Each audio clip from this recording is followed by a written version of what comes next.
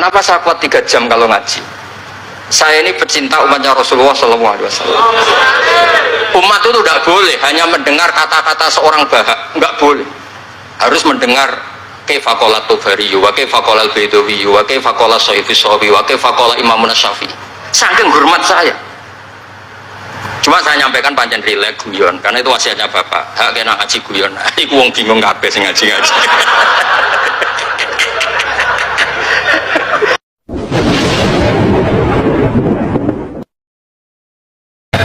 Assalamualaikum warahmatullahi wabarakatuh. Bismillahirrahmanirrahim. Alhamdulillahirabbil alamin. Wassalatu wassalamu ala asyrofil mursalin sayyidina Maulana Muhammadin wa ala alihi washabihi ajmain. Amma ba'du. Sederenge kula takdim teng para sing rawuh. Dongaaken Sayyid Muhammad Ikhlas, muridé mau cerita sangu mbek rabi.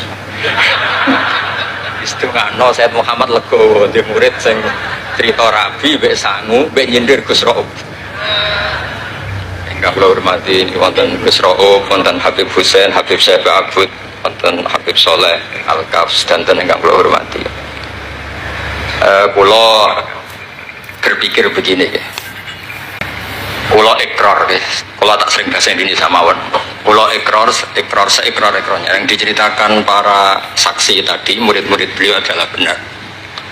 Sebab itu kula ikut bersaksi yang membela jenengan sing gak menangi Sayyid Muhammad ya ora duwe wajah ganteng kok Sayyid Muhammad.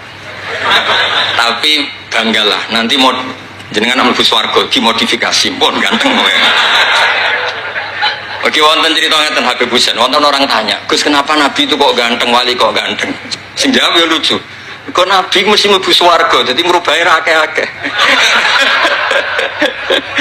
Dadi mulane sing rapati ganteng kudu ngibadahe sing tenanan karena mlebu ana swarga ora ganteng butuh ekstra salon malaikat. Niku. Begini Pak Hasan, ini tonggo kula sering ngaji teng Bojonegoro, terus piyambake nggih sakjane ra rival kalian kula. Begini Pak Hasan, tadi kata Mas Lutfi itu pengganti dari nama sinten Syihab. Itu begini, ada cerita dan ini semua yang tidak menangi Sayyid Muhammad tegas senang karena hadhil millah atau hadatin ini milik yang menyaksikan Rasulullah SAW juga yang tidak menyaksikan. Ini pokoknya kalau bela mayoritas secara pemilu mesti menang pulau karena ini mayoritas. Rasulullah itu begitu mencintai dan begitu rindu sama ikhwani. Mereka kata sahabat, saya ini ikhwanu kayak Rasulullah. Enggak, antum ashabi, kamu itu sahabat saya. Ikhwani adalah man amanabi walam yaroni. Mereka iman sama saya padahal tidak ngerti. Itu hebat luar biasa. Wong tidak ngerti kok iman. Wong ora tau disangoni Sayyid Muhammad kok seneng. Itu hebat. Lah sing biasa disangoni untuk bojo kan seneng wajar. Nggih setuju nggih? Mboten niki kan argumentasi ilmiah. Saya ini ini seksine Gus Rob, saya ini diantara muridnya Mbah Mun yang kompetitor ilmiahnya baik, termasuk kategori A. Kategori A. Masalah ilmiah loh, nah, masalah ubudiyah kok biasa. Tapi biasanya saya itu berkah. Nabi itu nggak pernah negur orang yang ibadahnya biasa-biasa saja. Yang ditegur adalah yang ibadahnya berlebihan, yaitu Abdullah bin Amr bin As. Ngerti sampai? Yang ditegur sama yang nggak ditegur itu baik mana? Yang nggak ditegur. Nabi itu tidak pernah negur orang yang ngimami pakai kulhu, tapi pakai bakoroh ditegur. Soalnya kalau lagi partai kaum duafa nih, ini suara sadil bonati, tapi ini hak.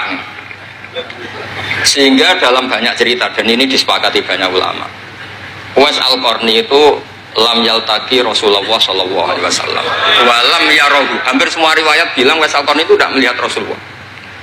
Beliau itu sering nangis karena tetangga-tetangganya sudah sowan Rasulullah dan tentu mereka menjadi sahabat karena sudah sowan Rasulullah. Tapi Uwais Al-Qarni di ibu mokongnya ra karuan, ditinggal lu ra gelem, mokong cerewet ngamuan njuk ngelayani Uwais Al-Qarni.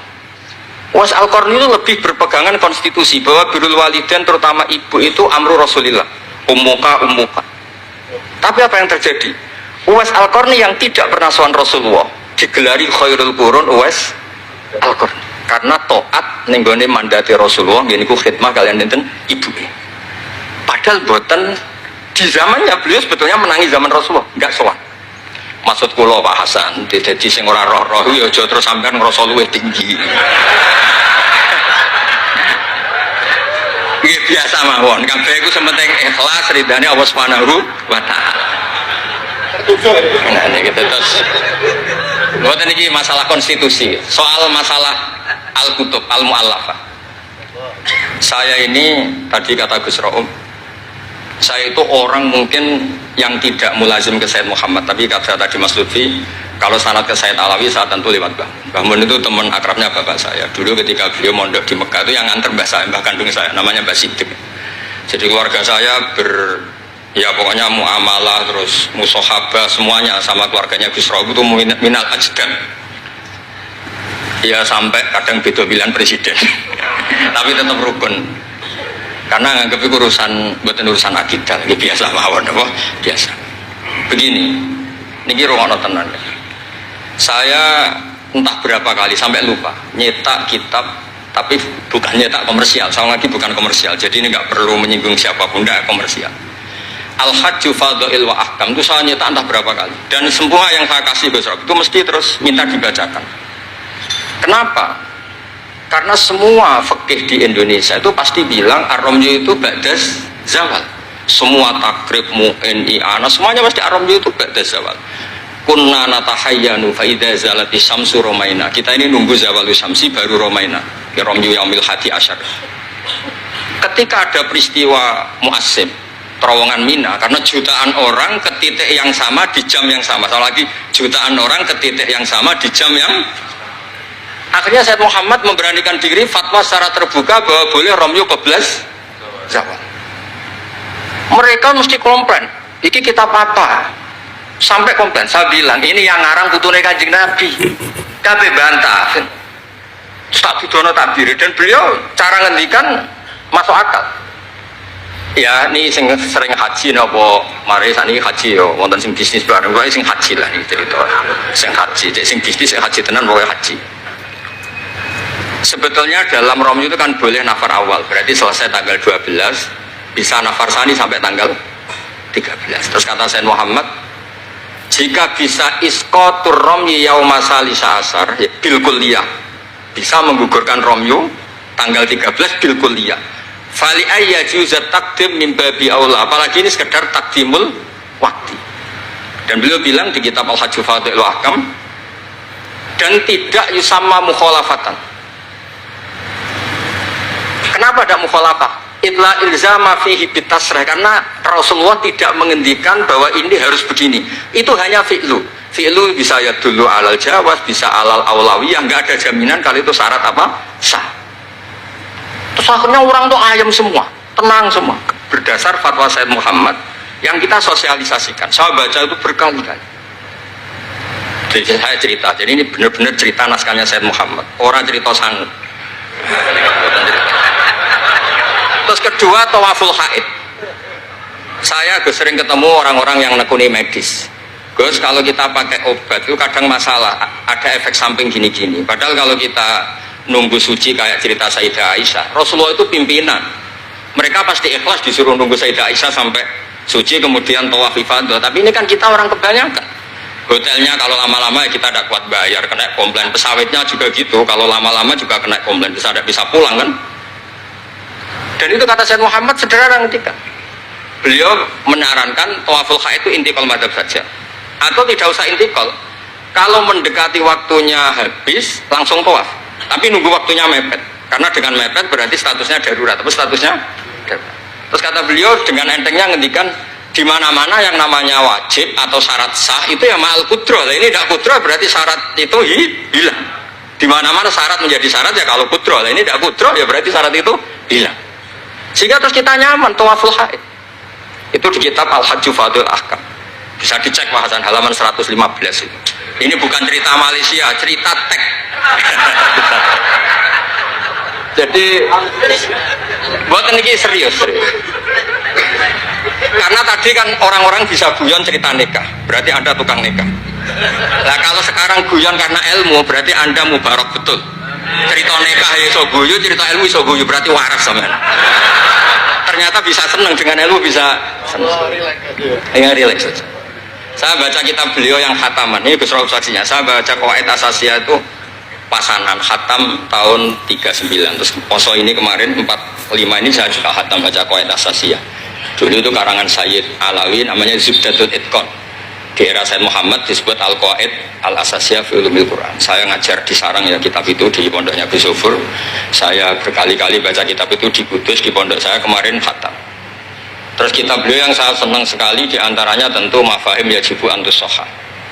Tadi Mas Lutfi cerita betapa repotnya Sayyid Muhammad ngadepi Wahabi. Tapi di Indonesia saya sering cerita ke mereka, bahkan sebagian yang berfaham itu di kota banyak yang menjadi minna. Saya cerita begini, La ilaha illallah itu kalimatun dakhala bihal kafiru al-islam. Fakaifa bihadil kalimah. Kok terus jadi tukhriju hadil kalimah al-muslimah minal islam ilal kufri. Orang tahlilan, orang nyekel patok, orang-orang NU yang khol itu nyekel patok yang la ilaha illallah, la ilaha illallah. Itu kalimat yang orang kafir puluhan tahun menjadi muslim. Masa dengan kalimat yang sama menjadi kafir? Itu logikanya tidak kena. Berarti kalimat ini punya dua status. Ya mukminah memukminkan, juga mukafirah mengkafirkan. Itu kan lucu gitu. Dan itu mereka terus menerima. Kayaknya bener Gus Pak, masa kalimat yang 70 orang misalnya kafir dalam waktu 70 tahun itu karena melafadzkan satu kalimat itu saja, la ilaha illallah Muhammadur Rasulullah, langsung menjadi apa? Menjadi muslim atau mukmin. Masa dengan kalimat yang sama hanya karena sambil megang patok terus menjadi apa? Kalimat itu kalimat syahadatut tauhid.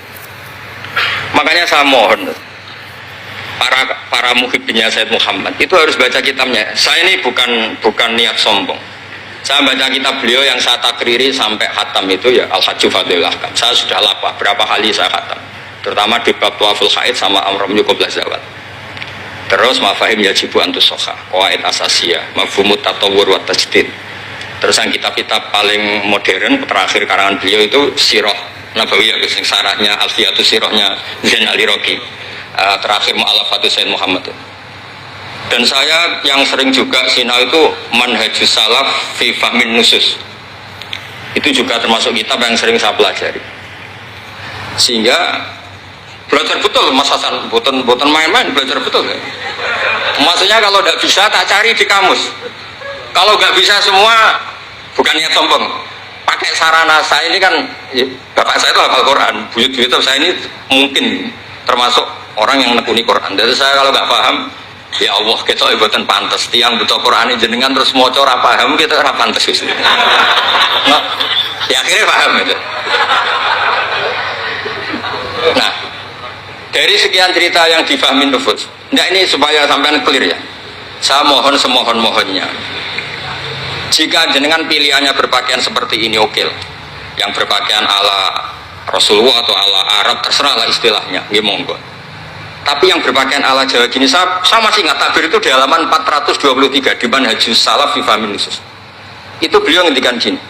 Wa kanat sunnatu Rasulillah sallallahu alaihi wasallam annahu yatamu ma yajiduhu fi ardi wa yalbasu ma yajidu wa yarkab ma yajidu mimma abahahu wa famanis ta'mala ma yajiduhu fi ardi fa huwa al-muttabi' lis-sunnah kama annahu hajjal baita min madinati faman hajjal baita min madinati nafsi fa huwa al-muttabi' lis-sunnah wa ilam tarkun hadil madinah tilka. Saman cek itu insyaallah lafadznya itu persis, bukan karena saya pintar atau cerdas, memang saya tekuni. Aku raiso seneng tuh pasang foto itu tidak bisa, saya tidak jenis seperti itu.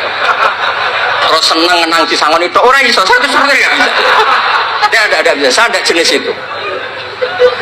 Saya itu ya sering dikasih uang bangun, Gus Rauf saksinya, tapi ya saya ngenang beliau itu ya kitabnya tak pelajari al-ulama, tak baca depan santri saya khatam. Saking senengnya saya bangun ke Sayyid Muhammad sama beliau punya karangan Maslakut Tanassuk bil ittisalat di Sayyid Muhammad, Maslakut Tanassuk al-Makki fil ittisalat di Sayyid Muhammad al-Maliki. Saya baca khatam. Saya sampai lupa entah berapa kitabnya Sayyid Muhammad, saya baca khatam dan ada takrirannya. Takriran ini penting karena argumentasinya ilmiah. Misalnya begini, kalau orang ke kuburan kemudian agak diluk, dianggap suratus sajidin limakhlukin, suratus sajidin limakhlukin. Maka kata saya Muhammad kadang dia lucu. Berarti orang yang koinnya jatuh, koin duit receh. Kalau saya kan mungkin sudah kaya, uang kayak tiga, koin jatuh udah tak ambil. Kalau sampai itu kan masih diambil. Itu kan mesti fisuroti sajid atau fisuroti roke. Nah kalau itu dianggap murtad, semua orang yang ngambil HP-nya jatuh itu semuanya murtad karena ada suratus sujud di makhluk. Kenapa ini makhluknya koin? Nah ini bukan bilang, ini data ya. Maksudnya tak baca di sini karena memang saya profesional. Tapi jangan undang saya, yang berang undang saya Gus Robi itu pun sekali ini perjanjian. Saya ini punya buyut-buyut Habib Husain Babut. Buyut-buyut saya itu tukang uzlah. Jadi saya termasuk kiai yang gak suka diundang. Paling saya hanya ke Pasuruan karena Kiai Hamid Pasuruan itu sepupunya mbak saya. Ke Gus Robi karena putranya guru saya. Pernah diundang Gus Kafabi karena agak-agak dipaksa. Mbah Mun itu ngaji di Pak Karim, berarti jenengan cucu murid. Kok pakai ancaman ini Pak? Wah ya sudahlah, saya nurut tuh. Saya nurut, tapi saya bilang begini, saya ini punya pondok Quran, sering deres Quran. Tadi kata Gus Rauf sering deres Quran, sering nyemak Quran. Ya monggo kalau berani menanggung hisab itu. Akhirnya terus mau sekali aja, karena resiko juga kan mengganggu orang yang deres itu. Buatan ini buatan ancaman, buatan cerita mah, buatan saya biasa. Nah ini saya baca beberapa teks yang supaya jenengan ngerti. Ketika saya Muhammad mencintai Imam Malik, itu beliau sampai punya karangan Imam Mudairil Hijrah Malik bin Sabri, sekian cerita betapa saya Muhammad itu mencintai Imam Malik. Makanya beliau dengan gelar Al-Maliki. Beliau karuan Al-Hasani tapi beliau menyisipkan gelar apa? Al-Maliki. Kenapa? Saya cerita sekian mazhayanya Imam Malik. Imam Malik itu tidak berpendapat kalau ba'da sholatil asri masuk masjid itu disunatkan sholat, karena bagaimanapun itu waktu ba'dal asri meskipun ada sebab mukorin yaitu masuk masjid. Tapi beliau ada anak kecil, di sini ada tabirnya, ada anak kecil bilang, ya Syekh kum farkah, kamu ini sudah Syekh, sudah kiai, masuk masjid dan sholat tahiyatul masjid, kum farkah. Beliau tidak debat, langsung sholat. Ketika ditanya, innahu laisa bimadzhabik, itu tidak madzhab engkau ya Malik. Inni khosyitu an akuna minal ladzina idza qila lahum ruk'u la yarka'u. Kayak apa? Maksudnya Mas Hasan, kalau senang Imam Malik yang ngarang Imam Malik, kalau senang Sayyid Muhammad ya baca kitabnya. Selain cerita dinikahkan dan cerita dikasih uang. Buat niki ganjarannya kata kula gojlok. Mergi dadi jenengan seneng nyeneng ngomong itu kan ganjaran. Nah sampean takok, lah ono korbane, kalau tadi ya korban berkali-kali kan. Terus ada lagi cerita tentang Imam Malik itu pernah dimintai orang miskin. Saya minta uangnya. Imam Malik jawab, dohirnya itu tidak Islami, saya tidak punya uang, kapan-kapan saja ke saya. Terus kata orang di dekat Imam Malik, lima adalah takulu kama yakulun nas rozaqakallah. Kenapa engkau tidak seperti umumnya orang rozaqakallah? Enggak jadi. Kata Imam Malik, asyaddu kalimatin ala sa'id. Kalimat terberat bagi sa'il adalah kalimat yang nyimpan roda sa'il. Walau dimna jumlatin, meskipun itu fidinim jumlatin. Terus fa'ana ujillu ismawahi ta'ala an azkurahu liman yakrohu sama'ahu walau dimna jumlatin. Saya ini ingin menyelamatkan nama Allah. Peminta itu paling nggak suka kalau ada kata-kata yang arahnya pokoknya nggak ngasih. Saya ulang lagi, peminta itu paling nggak suka kalau ada kata-kata yang arahnya itu tidak ngasih. Karena peminta ini sudah mangkel, saya menyelamatkan tidak nyebut Allah, nanti Allah jadi korban. Rozaqakallah, itu Allah kapan? Nyatanya sampai sekarang tidak ngasih rezeki, kan Allah bisa jadi korban kan? Makanya beliau nggak mau nyebut Allah. Fa'ana ujillu ismawah, saya menghormati nama Allah, jangan sampai saya sebut di depan orang yang sedang nggak suka. Tadi karena ada jawaban yang yufidu radda. Kenapa yufidu radda? Yaitu pokoknya tidak ngasih. Kayak apa orang-orang? Saya ulang lagi ya, jadi ini saya termasuk, insya Allah termasuk kompetitor terbaik, termasuk. Bukan apa ya, karena menurut saya senang orang itu. Saya baca Ihya itu lupa. khatam berapa kali itu saya takriri pakai naskah Gus Ro punya, naskah maknanya Mbah Zubair saya punya, ngaji Mbah Mun. Kalau nggak bisa masih pakai kitab Ithaf. Kalau naskahnya beda saya cari naskah yang lain. Karena saya senang Ihya, Minhajul Abidin, pokoknya kitab-kitabnya Imam Ghazali. Saya senang kitabnya Mbah Mun, Mbah Zubair, semua. Bukan apa, takut saya senang ternyata saya yukhalifu madhab. Saya sebagai pembaca maksudnya ya. Korek itu kalau senang ternyata dia yukhalifu madhab karena ada baca. Contoh gampang begini, saya tuh sering ketemu orang-orang khusyuk yang tidak ngaji. Gus itu gimana orang-orang sholat pakai baju merah? Tak tunjukkan di Bukhari, babus sholat fi saubil ahmar. Ada yang protes lagi, gimana Gus itu kiai kok sholat kencing berdiri? Babul qauli qaiman inda subadati qaumi di Bukhari itu. Gus, kok ada hadisnya semua? Yang masalah itu tak kamu kata saya gitu. Lu sampai sholat, sampai kalau sholat kan mikir, ya mikir utang, mikir macam-macam. Itu Imam Bukhari punya bab, babul ifkar, tafsirnya apa? Imam Bukhari pakai bab itu babul ifkar di sholat, bab mikir di sholat. Itu dalilnya lucu Bebosen. Kanjeng Nabi itu sholat terus salam ke susu. Ditanya kenapa ke susu? Saya ingat ada dinar di rumah yang belum saya bagi. Berarti ingatnya kan pas sholat. Sampai ya bedanya Nabi ilingnya barang apik sama nuran, tapi kan podo lah jalan bab. Jadi kalau suwon kitab-kitab Sayyid Muhammad yang jadi makhrajan hasanan lihadil ummah itu harus kita bela mati-matian. Misalnya begini, Atakoh Somadia, mungkin di Jawa Timur disebut Atakoh Kubro, yang baca kulhu beberapa kali, yang katanya bapaknya terus masuk surga itu kan kalau di kampung saya Gus, kalau ada baca gitu yang selain anaknya tak udah kamu udah usah serius ramlak di bapak, anaknya tenang-tenang. Pernah ada orang ngundang saya, Gus ngocok Atakoh Kubro Gus, anaknya mau nggak mangkon, monggo benar, saya pulang. Kenapa Gus pulang? Karena anaknya ramoco wong liya bukan moco sembrono gak. Sing ana ning hadis awaladin sholihin yatullah, ra ono au kiyain sholihin yatullah gak. Langsung Gus jenengan ngawur iki dalil. Aku ora ngawur pancen aku wong alim, mesti roh tenan.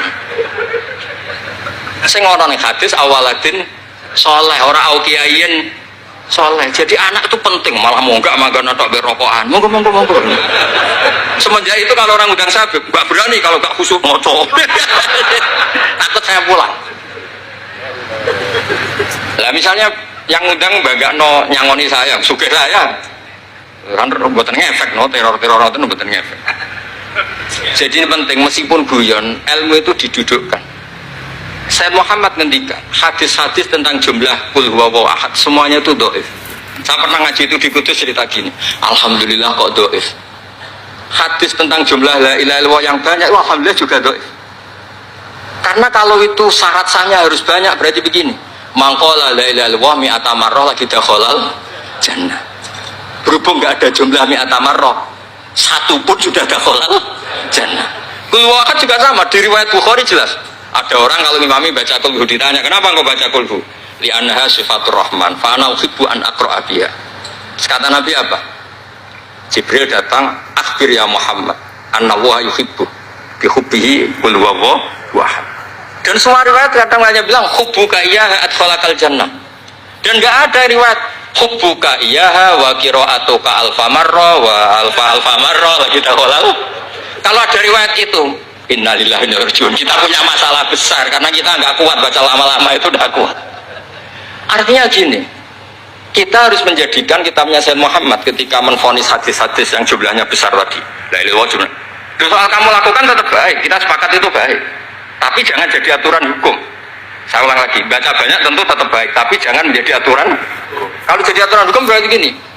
Dakhalal kafiru fil Islam in qara'a la ilaha illallah alfa marrah mi'ata marrah. Itu yang mengislamkan di masjid capek itu. Karena nunggu alfa marrah. Jadi saya mohon, karena agama ini yuridu wa bikumul yusra, agama ini Allah inginnya itu mudah. Bu'istu bil hanifiyatis samha, semuanya itu mudah. Tapi jangan tahawun ya. Jadi kalau suwon tadi alhamdulillah sudah diduga saya 20 menit karena memang saya ini tidak bisa pidato. Saya kalau ngaji di rumah ini Gus Rob saya ngaji biasa 4 jam, 3 jam ya ngaji. Ngaji ada kitabnya, saya baca Jalalain, pikirnya ada Sofi, ada Futuhat Ilahiyah, kadang ada Tobari, itu kuat. Kenapa saya kuat 3 jam kalau ngaji? Saya ini pecinta umatnya Rasulullah SAW. Umat itu tidak boleh hanya mendengar kata-kata seorang bahak, nggak boleh. Harus mendengar kaifa qala Tubari, wa kaifa qala Al-Baidawi, wa kaifa qala Syafi'i, wa kaifa qala Imam Syafi'i. Saking hormat saya. Cuma saya nyampaikan pancen rilek guyon karena itu wasiatnya Bapak. Hak kena ngaji guyon. Iku wong bingung kabeh sing ngaji-ngaji. Jadi, ya ngoten mawon. Assalamualaikum warahmatullahi wabarakatuh.